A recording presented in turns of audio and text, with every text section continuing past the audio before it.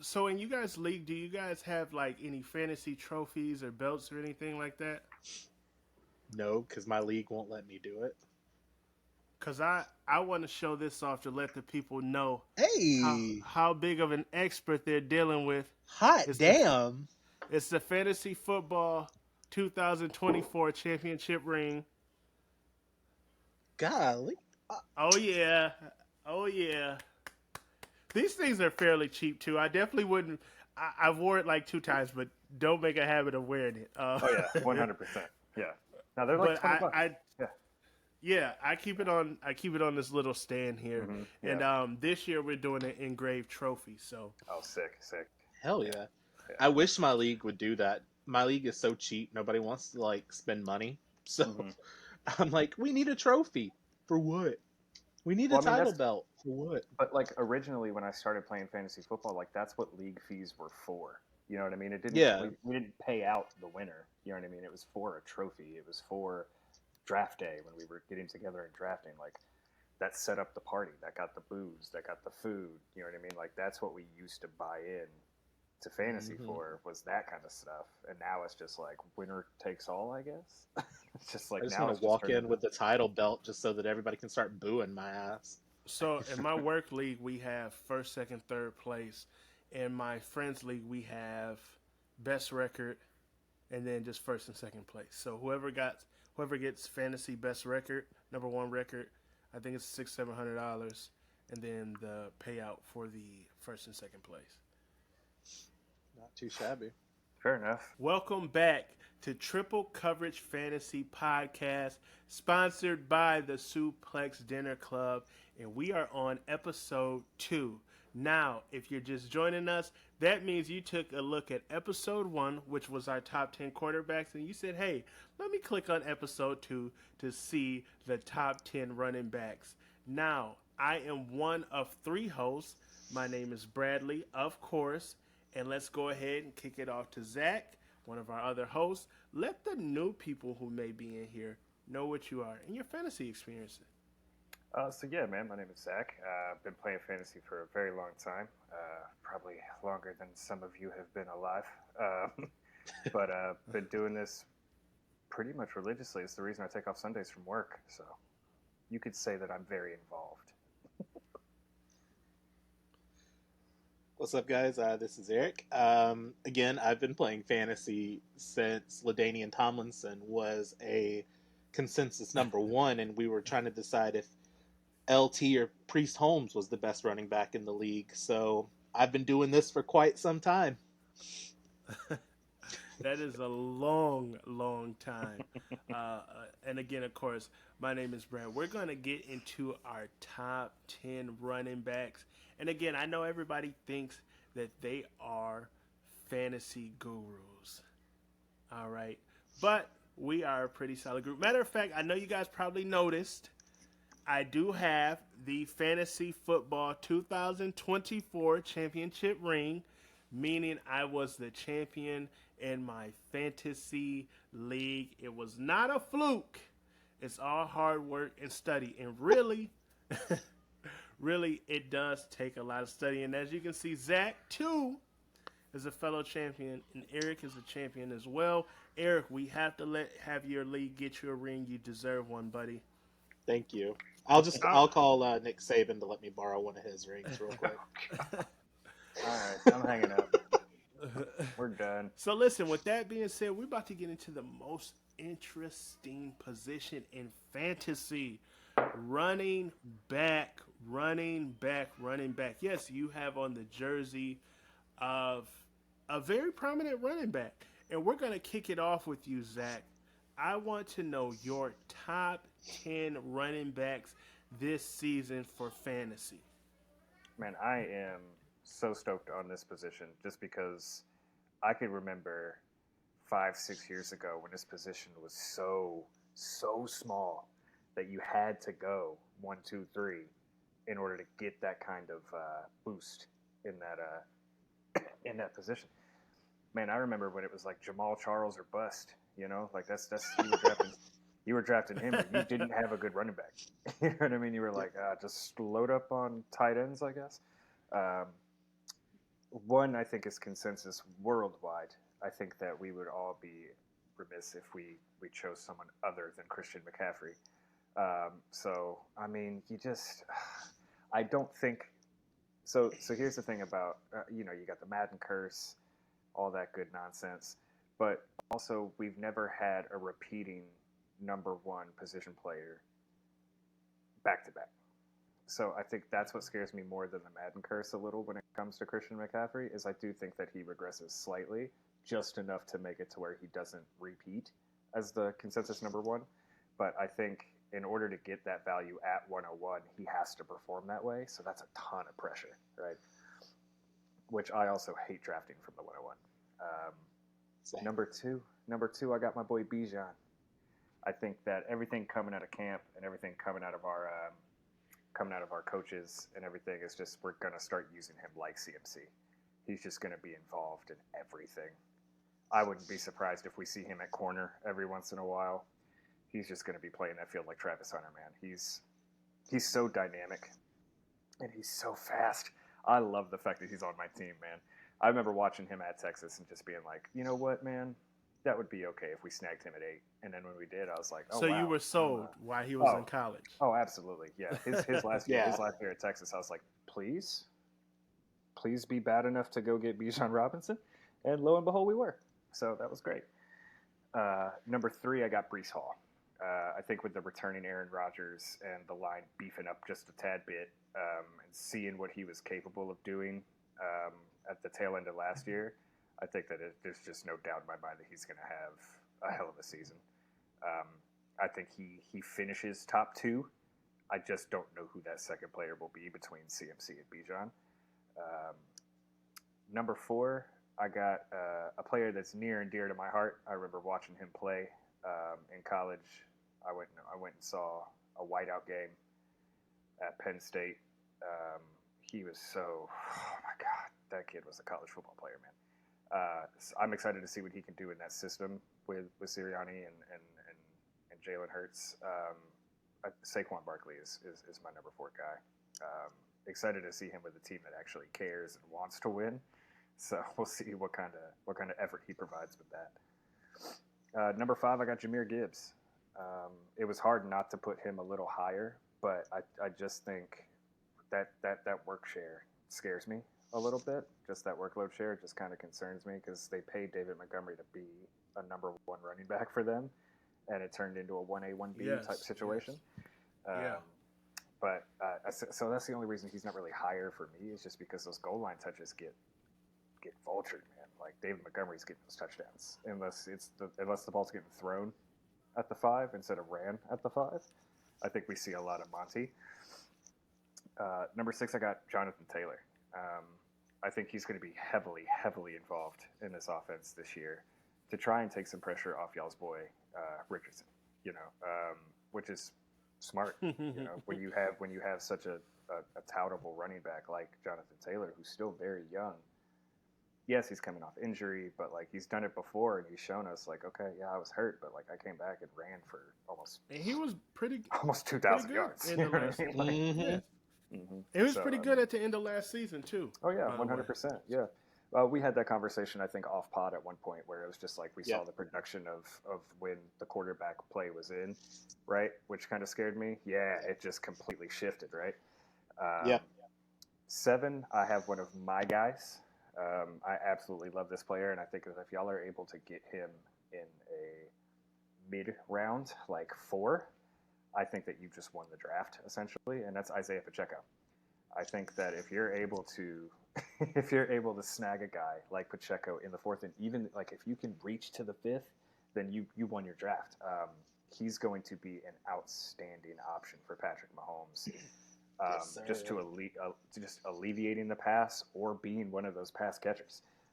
He's going to have an outstanding season. I put him in terms of points. I'd say Isaiah Pacheco is a top 5 fantasy option in fantasy this year. He's just going to be incredible. Yeah. He's just going to be so good. 8, I struggled with 8 because these next 3 options that I have for you guys, you could put at 8-1 or 8A, 8B, 8C, and I'd be like, that rounds out my top 10. I got Derrick Henry at 8 strictly for touchdowns. I think we're playing fantasy football. We're talking fantasy football. Touchdown gets you the most points, unless you're in a PPR league and it's catching balls. But Derrick Henry's not catching any footballs. So I got him at 8 purely for touchdown purposes. I think that goal line work is going straight to Derrick Henry. I don't think there's a chance Lamar rushes for more than 5 touchdowns this season, honestly. Unless he breaks for him, you know what I mean? Unless he goes. I was about to 80. say, unless he breaks like a 50-yard. Unless he breaks like a 60-yarder out, he's not getting him no more. 9 is another like sneaky pick. I see where he's going. He's going very early. He's going in like late first, early second round. Is Kyron Williams for the Rams.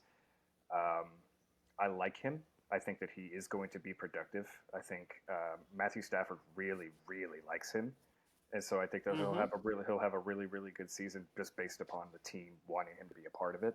I don't think that he has the same kind of season that he had last year, just because it was such a surprise element. They didn't expect Kyron to be that good, and he was. So that's why I have him a little lower. And then 10 to round it out. God, this one was hard, man. 10 and 11 was really hard for me. I went with Travis Etienne at 10. Just barely over Rashad White in Tampa. But I went with Travis Etienne just because of his ability and his chemistry with Trevor Lawrence and his ability to catch the football. I think that he's going to be an all-around PPR machine. And he's going a little too early for me. Like, when he goes in the third, I'm like, yo, all right, I guess. But, I mean, I guess it just depends on how many people are snagging running backs early in the draft, But yeah, that's my top 10 for running backs. Okay, that was now your bottom half. It got a little surprising there. Top half wasn't too much of a surprise there. I'm going to go ahead and provide my top 10, and guess what? This is a triple coverage fantasy pod. So sometimes we're going to be wrong, sometimes we're going to be right. I'm going to go ahead and blow the doors off this thing. At number 1, my number 1 running back is Bijan Robinson. It is not Christian McCaffrey. It is Bijan Robinson. I think he will finish as the top running back in fantasy. He has the potential to finish as the top player in fantasy. Ooh. If you look at Bijan Robinson last season with absolutely no help, he was dynamic. He was dynamic from catching. He was catching underthrown balls, overthrown balls, making cuts. The box was stacked on him. He was breaking runs. He was doing everything last year with absolutely no quarterback help, minimal line help, and this guy was still able to muster up 900. I'm not even going to lie to you. I didn't even know he had 900 rushing yards because I was like, he rushed for 900? Just because the Falcons was that bad last year. You have Kirk Cousins here. You have Drake London, Kyle Pitts in the new offensive scheme. And guess what? Say something happened to Kirk Cousins. You have Michael Penix, who has looked real sharp in the offseason. And he hasn't been taking any snaps in the offseason, which makes me think maybe they're holding on to him to get some playing time during the season, and they want to keep him fresh. So number 1, I have Bijan. At number 2, I do have Christian McCaffrey here. I think he's going to produce another solid fantasy football season. I'm going to give you a hot take right now. I don't think CMC will be in the top 4 next year. That's just me. That's my hot take. Number 3, I have Breece Hall here, another running back that I think could possibly finish over CMC. I'm sure about Bijan. Breece, I'm like, if it happens, I'm not surprised. If it don't happen, I'm not surprised here. I have Breece Hall here at number 3. He's as advertised. Everybody's excited to watch him. He's super dynamic. I'll be watching closely. The Pats play him 2 times a year. So I'll see what our defense does against him. Super dynamic out of the backfield. Super dynamic runner. Everything. He's another guy. Came off an injury and was still dynamic. So there's no way you bet against Breece here. Honestly, and I don't want to say this because I know people in my fantasy league is going to be watching. These maybe should be your top 3 to 4 picks here. That's just me. This is just me. This is just me. At number 4, I went with Saquon here. Saquon is another guy who's dynamic, but never had those pieces and still made lemonade out of lemons. I think in Philly, Saquon is going to be rejuvenated. I think he's going to be far more productive, and that production is going to lead to wins, playoff appearances, and a potential run to the NFC title. So I have Saquon at 4. At number 5, I have Jahmyr Gibbs. I'm high on Jahmyr Gibbs. I know there's going to be a lot of people reaching for Jahmyr Gibbs. I know there's going to be a lot of people reaching for him. There's an interesting bet out between him and Amon-Ra St. Brown. 1,000 yards receiving, 1,000 yards rushing. He said he'd buy on any car or anything he wants. Amon-Ra St. Brown just got a new $100 million contract, so that's going to be an interesting bet. If I'm Gibbs, I'm going for it, right? I want me a new Cybertruck, or I want me a new electric Hummer vehicle, or whatever's the latest out, right? He said he's getting a house. Yeah. A house. There you go. So look, and speaking of house, you're playing with house money. So 1,000 yards receiving, 1,000 yards rushing. This could be the first time it's done since what? LaDainian, right? Was he the last person to do 1,000 yards receiving, 1,000 yards rushing? Now at number 6, I know Zach didn't like him much, but I do. I'm gonna go with Kyren Williams, and I'm gonna tell you why. Historically, the Rams always just have a good ecosystem for running backs. If you think back to when they had Todd Gurley, and he had that peak, maybe what was it, about 3-4 seasons, where he was super dynamic, great runner, top fantasy player. I think that's on the horizon for Kyren Williams. Do I think it's going to be extended as long as CMC reign has been as far as a top running back? No. But I do think he's peaking, and then within the next 2 to 3 fantasy seasons, you might want to grab him. He would be one of the players, if he's there at the right pick, at the right price, I definitely would get him. For me, my next running back is Pacheco. Pacheco is the sleeper, 1,000%. Zach was correct. And guess what? I got that fantasy ring because the 2 running backs I had late season was Pacheco and Jonathan Connors, who were absolutely dynamic late last season. So I'm a believer in Isaiah Pacheco. I think he's going to be catching more out of the backfield. So I can see an increase in his receptions. I'm also gonna go out on a limb and say we're going to see an increase in his touchdowns, a significant increase in his touchdowns. The next running back I have up is Joshua Jacobs. I think he made the right move to pivot to Green Bay. I think Green Bay has a dynamic young offense. I think he is probably the missing piece, as we'll see. Aaron Jones is getting a little bit older, but he was still dynamic in the offense when healthy, when available. I think you swap him out with Josh Jacobs, and you have something truly special here in Green Bay. My only number one concern is how will Josh Jacobs be holding up in the frozen tundra when it gets late, it's snowing, and those type of games. They're going to put the ball in his hands double time because we all know it's snowing, it's raining, we're going to run with our running backs. So we'll see how Josh Jacobs adjusts to that. Number 9, I have Jonathan Taylor. He finished the season dynamic. I think he's going to continue to have a great season. My thing is,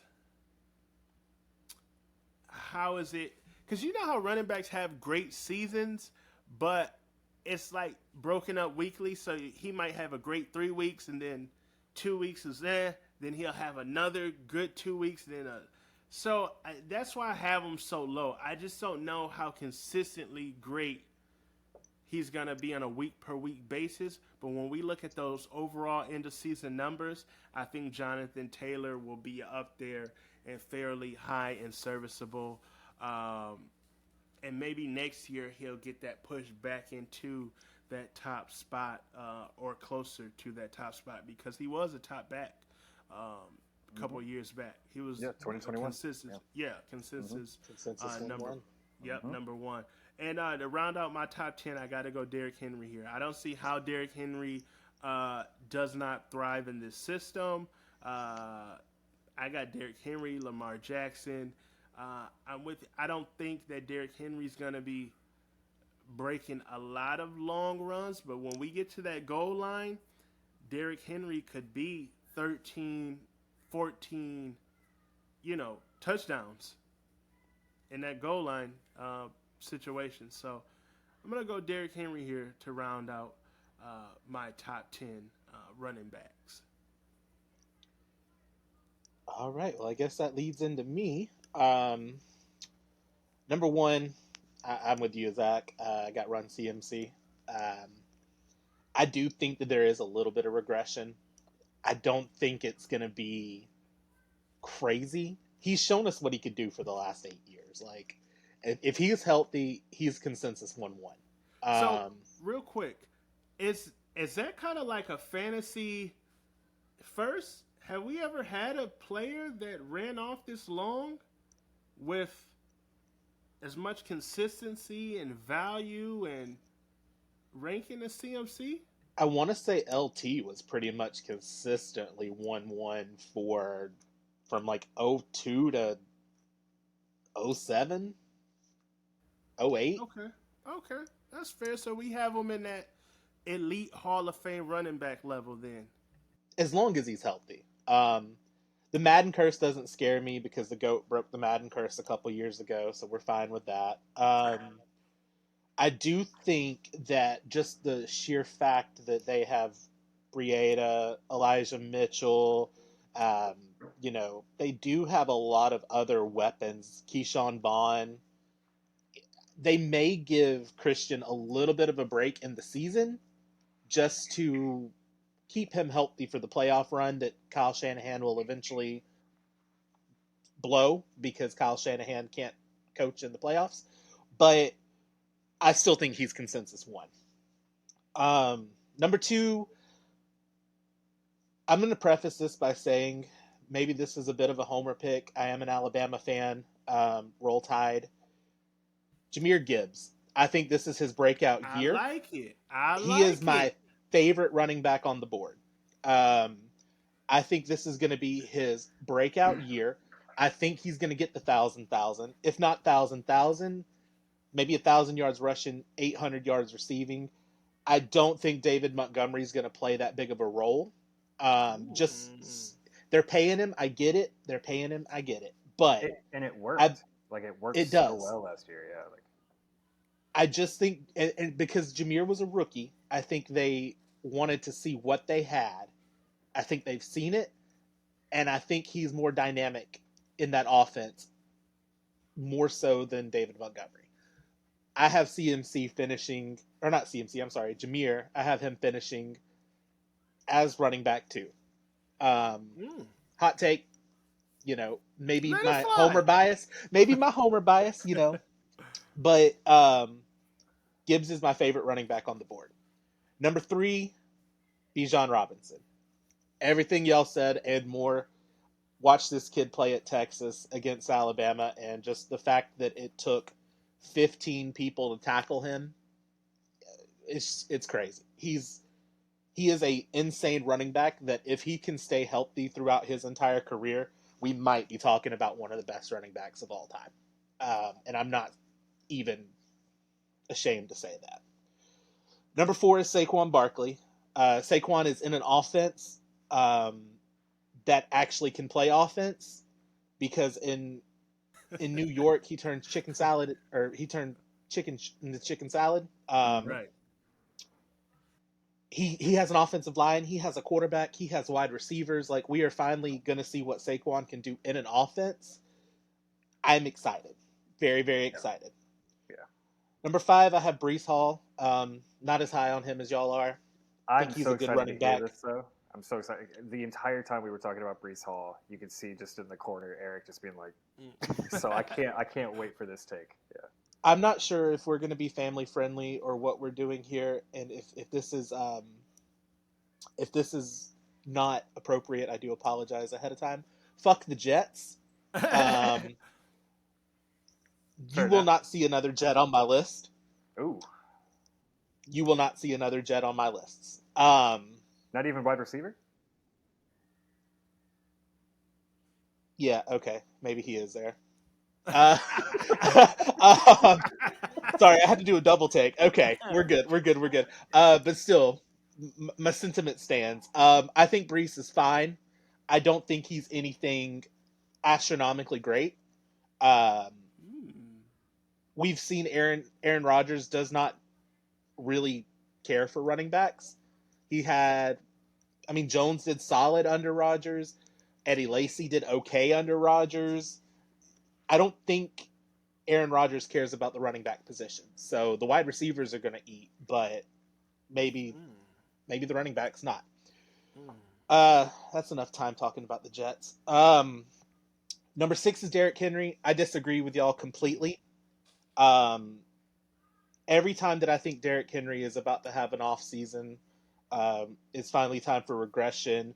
This, that, and the other. Derrick Henry comes out and runs for 2,000 yards and 60 touchdowns. So I can only see him going up from here in this run first offense because, um, let's be honest, Baltimore's receiving core is iffy at best. Um, I think a lot of the workload is going to be Lamar and Derrick Henry. Um, could be wrong. This could be the year of regression. I don't think it is. Number 7 is my second favorite running back on this board. Um, I'm in a dynasty league where somebody dropped this man after week 1, Wow. his rookie season, and I snatched him up quicker than I could even hit the button. Is Isaiah Pacheco. That's why I went absolutely crazy when you mentioned Pacheco. I love this man. I think he is going to be phenomenal in Kansas City's offense.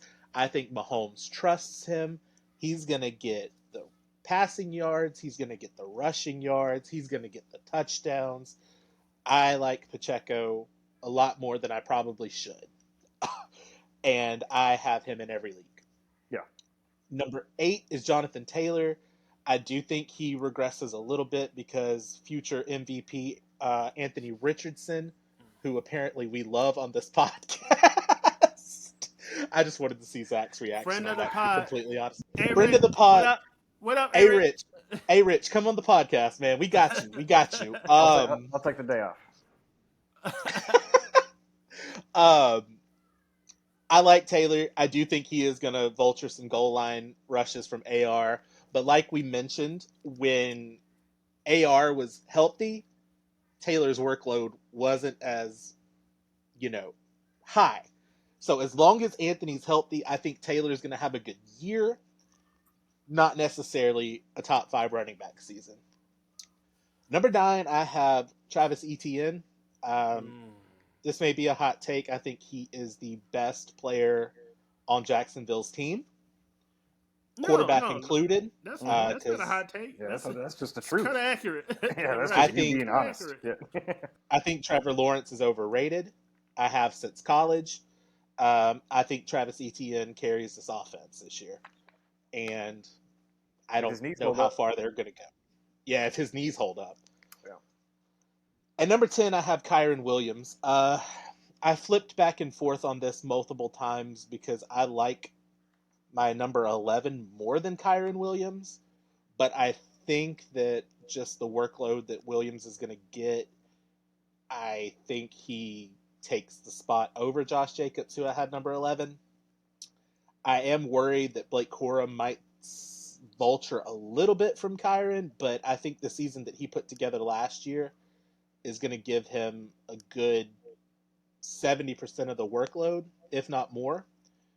So I have him over Josh Jacobs because I also don't know how Josh is going to thrive in Green Bay because of how cold it's going to be. Because, I mean, he was at Alabama, he was in the South all the time. From Alabama, he went to Vegas, and it's never cold in Vegas. So I mean, it got cold. it's It going to got be, cold in Bama. I mean, It got down in Alabama Bama. cold Yeah, isn't Green Bay cold. that's true. Um, I'm just curious to see how he is going to hold up in November and December. But yeah, no, I think I had to put Kyron above Jacobs just specifically because I think the system works better for Kyron. Okay. Okay.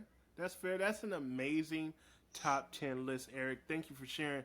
Now, of course, I got to pitch it back to Zach to ask my question of which running back should come off the board first and at what round, what pick? Are we excluding CMC? No, Or are we all okay? running back. Well, then CMC at one. All running back. Um, Yeah. there's just no. So you could make the argument for a wide receiver at one, but you can't make the argument for another running back at 101. I mean, you can. Clearly, we just all did. But I mean, like, I love the tier that he's in, and I think he's in a tier of his own. I think the next tier would be Robinson, Brees, Gibbs, right? But I mean, alone at the top is CMC. So yeah, I mean, it's consensus. I mean, like every mock draft I've done, every draft that I've done so far, like it's CMC at one. Like it's undoubtable. Yeah, I kind of got to roll with that too. CMC is definitely 1-1. My money league that I'm in, he went fifth, and I had the sixth pick, and I was so pissed. Jamar Chase went one, and that blew my mind, and I was not happy with that because that was who I wanted at six. Makes sense. Yeah, either him or Jay Jetta, but CMC has got to be consensus 1-1 as long as he's healthy. Yeah. Okay. For me, again, this is me. This could be my foolishness talking. If I'm sitting here and I'm at one and I have a choice, it's something that I love about Bijan. Bijan, if you ever see this, don't let me down. Make me look like a genius here. It's just something I just feel it in my gut about this kid this season. I'm going Bijan here. Make me look like a genius. Please don't make me look like a fool. If I'm sitting at one, I'm rolling the dice with Bijan. And I get it. CMC, it's the sexy pick. It's the most knowledgeable. It's the worldwide across all boards. But I just got to go Bijan here. I really feel great about his season, barring any injuries. I hold the numbers. Go ahead. I really hope he doesn't watch this show because Adrian's going to have to edit this jersey on you to make it look like I'm the Falcons fan, and he's like, "Damn, you didn't even pick me." I was like, "I wanted to, but you got sorry, Mr. Bijan." I mean, barring any injuries, I hold the number 7 pick. I have my fingers crossed because the league that I'm in, a lot of people draft emotionally. They draft favorite team-wise. And if he falls to 7, I would be ecstatic if he falls to 7. I would scoop him, won't even think twice about it. Mm-hmm. Even in a super flex league, if I'm sitting there and Bijan is there at 101, I'm twirling my thumbs. It'll be hard not to give it a thought. I don't know if I'd necessarily go with him at 1 in a super flex, but I mean the clock is definitely going to be ticking down. I just feel like Bijan is going to be super dynamic this season. That's just me. I agree. Yeah, I love it. I agree. I love the love. That's just me. Yeah. That's just me, and I'm far from a Falcons fan. But it's just something about his game. As you research his fantasy, you look at the workloads and projections and schedules, and you're kind of like, and then he has Saints, Tampa Bay, and Carolina 2 times a year. That's 6 games for at least 150. He could have 1,000 yards. Yeah, he could have 1,000 yards by week 5, possibly. Yo, our schedule is tough, bro. I was just talking about this with some of my employees. Like those first 3 games, I mean, we're starting 1 and 2. You know what I mean? Like that's just how it's going. We're not leaving Mercedes to go to Philly to win that game, right? And then we're not traveling back home. We're not. Like I'm a realist. You know what I mean? Like I know what my team is capable of. I love that we've been stacking on defense to try and stop me from sounding so stupid. But like I just know the Falcons. I've been a fan for 30 years. You know what I mean? Like Which, let me just touch on that real quick. Good on you for Judon. yeah, appreciate that. Oh Yeah, thank yeah, you, gentlemen. Yeah, you thank y'all guys for. stole Hey, No, just Oh, no. That was oh, we did. Oh, no. we It was a. absolutely It did. was. yeah, When I saw it, I hate it. I thought it was fake. Like I literally thought it was a fake post. I was just like, "There's no shot, right? Not for that." You know what I mean? And I was like, "Never mind." And then just the next day to get Simmons, I'm like, "What are we doing? We look like a football program. Like that's insane." And, and Jesse Bates, you guys just paid AJ Yeah, Terrell. Yep, So, yep. We just um, extended Terrell. Yeah, no, our defense is good for the year. Like hopefully we could work out contracts with Simmons and Judon. I don't think that we keep both. There's just I don't think really a shot to keep both of them. But we'll Judon has said he wants to stay, yeah, but yeah, he yeah, yeah. wants to prove it on the field. I'd love that. I mean, he's going to. Get with it. Excuse me. He's Matthew Judon. Yeah. But like I was saying, man, we're at home. We're gonna win against Pitt, and then we're gonna fly to Philly just to get embarrassed, and then we'll fly back home just to get embarrassed by Kansas City. So you know, we'll start 1-2, but I think that's how we get our chemistry together. That's how we get our group together. You're gonna fly Eagles fly to Philadelphia. Mm-hmm. well, listen. I'll be honest. I've seen stranger things happening. You got to remember, a lot of times, some of the star players they don't play in the preseason, so they use the first two Yeah. 3 games to kind of get their juices warming. You may catch a W, an unexpected W, or you may just see an explosion in the offense against a very good Eagles defense. We'll see. We'll see if they're ready. And great top 10 guys. I can't believe I just totally marked out over Bijan Robinson. But again, draft time is coming up for me. Again, I have a draft tonight So at do I. 8 Yeah. p.m. And I'm just very high on Bijan. So if you're watching, please drop some comments below. Am I bugging out about Bijan Robinson? Let me know in the comments. Make sure you like, share, and subscribe. Triple Coverage Fantasy Football Podcast, sponsored by the Suplex Dinner Club. I'm Brad. It's Eric. Zach. We are out of here. You guys have a great one.